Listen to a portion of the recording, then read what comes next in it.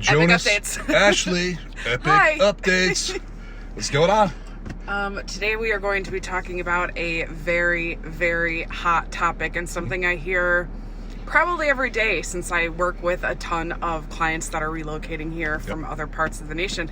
And the number one question that is on their list is, are you running out of water? Is Phoenix just destitute and are we waterless? So tell us a little bit about, you hear a lot online and what you seek you can find. Some true, some not. Yeah. So we're going to kind of dispel some myths. Obviously, we have been in drought, no question about it. Yeah. All the Southwest have been in drought since mid-90s. There's no argument there. We look at the water levels when we look at like Lake Mead, Lake Powell, stuff like that. Definitely areas of concern. We can get in the argument about, global warming, that sort of thing, but basically the facts are the facts. So one thing that Phoenix has been, Arizona I should say, has been very forward thinking is their water conservation plans. So this has actually been in place for many, many, many years, well before this was a topic of discussion, on, in the news and, with other states. But they have had a water assurance plan since, I think, the early 80s, I want to say 82. So Phoenix has always been very proactive in the sense that we're out in the desert. So water's a commodity and a scarcity anywhere, let alone when you're in the desert. But Phoenix as a whole, fact check me on this, but my understanding is they're number 2 as far as cities with water conservation, as far as kind of how they approach water policy, kind of, set measures in place, to look forward for the future, that sort of thing. I know we've mentioned this before, but crazy fact. Yes. Water usage, 1957, what is it? It is the same, if not less than it was even back then, even though our growth has been absolutely tremendous. Explosive. Yeah. And that's because of the conservation efforts. Yeah. And talk to us a little bit more about that. Multiple things. So we use the same water today that we do since 1957, which sounds insane because in 1957 the population of Phoenix was 1.1 million. Yeah. Or I should say of Arizona was 1.1 million, excuse me. Arizona is now 7.1 million. Metro Phoenix is a little like 5.2 million, something like that. So basically we've 4x'd the population from a city standpoint while keeping the same water usage. And the main factors behind that is efficiency, conservation, and then a shift away from agriculture. Yes. So Arizona has always been known for the 4 C's, copper, corn, cattle, and another C that we're forgetting right now. You put me on the spot. I I was hoping Ashley was going to bail me out there. Anyways. That would be something I would be Googling. Exactly. But, so when you look at, if you look at an aerial map, when you look at a Google map, satellite map, all of Metro Phoenix, when you look around the perimeter, there's still farmland out there. There is. All of that interior was all farmland. So Chandler, Gilbert, Mesa, even when I moved here 20 years ago, all of South Chandler was like 80% farmland. That's almost completely built out now. Farmland uses water on average, depending on which crop, 8-to-1 or 10-to-1. So if you're taking out, 100 acres of farmland and putting, 100 acres of residential or commercial land usage, you're able to basically use a fraction of the water for that same space.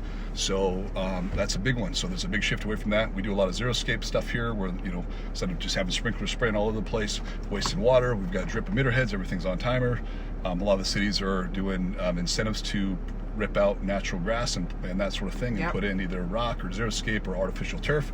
That's all great stuff. Plus, when we look at the actual percentages, only 22% of the actual water that Arizona uses is for municipal use.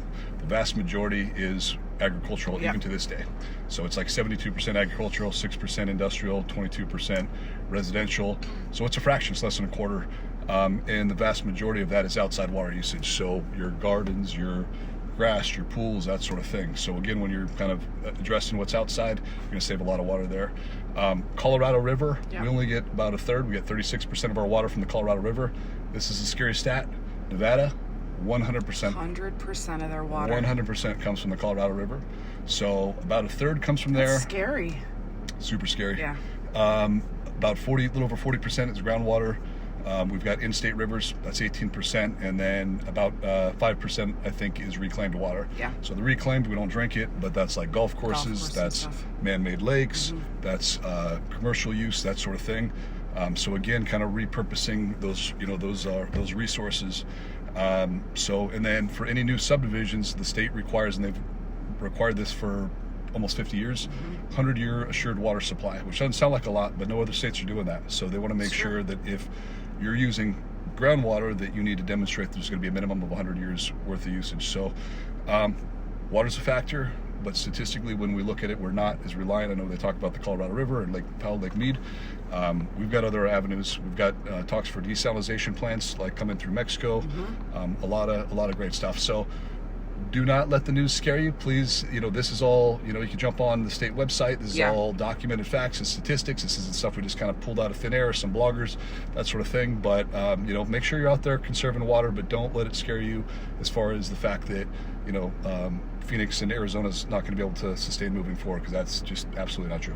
Yeah, and if you're thinking about relocating here and that is a concern of yours, reach out to us. Like Jonas said, we'd be happy to provide you with some government websites, maybe talk to you a little bit about some areas where it might be kind of sketchy, and that, so just let us know what you need, and we're happy to kind of direct you into an area where it really isn't going to be any kind of concern. Hauled water, that's a big one. That is a concern. So there are some areas when we're saying that's nothing to worry about. That's not a blanket statement, but as a collective, as a whole, it's not a big issue, but it's certainly something you want to be aware of when you're diving into areas to purchase. And let's talk about it.